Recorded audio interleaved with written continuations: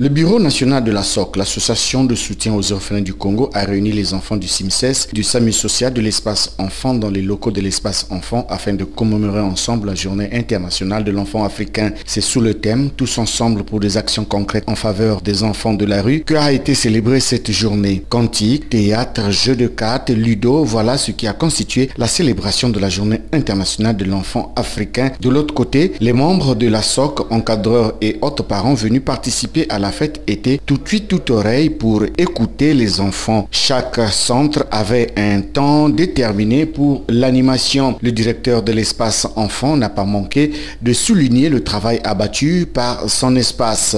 Positionné entre l'enfant et sa famille, nous essayons de faire un processus de prise en charge et un accompagnement parfois d'amener les parents et l'enfant à accepter de reprendre une vie normale.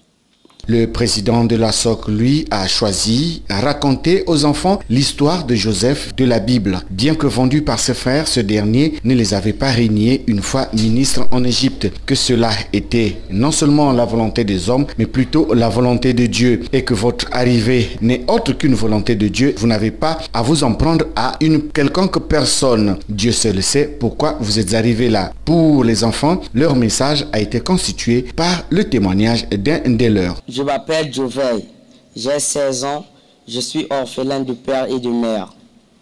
Tous les deux sont victimes du sida. J'ai été recueilli et pris en charge par ma tante maternelle et son mari à Brazzaville. En 1998, suite aux catastrophes de la guerre civile, ma nouvelle famille et moi, nous avons quitté Brazzaville pour Pointe-Noire, où nous avons fini par nous installer définitivement. 6 ans plus tard, ma relation avec ma tante va devenir conflictuelle et ma prise en charge par ma famille adoptive, très maltraitante et désastreuse, notamment après la mort accidentelle de ma cousine, fille unique du couple. Celle-ci, qui avait à peu près de mon âge, est décédée accidentellement des suites de grâce brûlante provoquées par un incendie à notre domicile.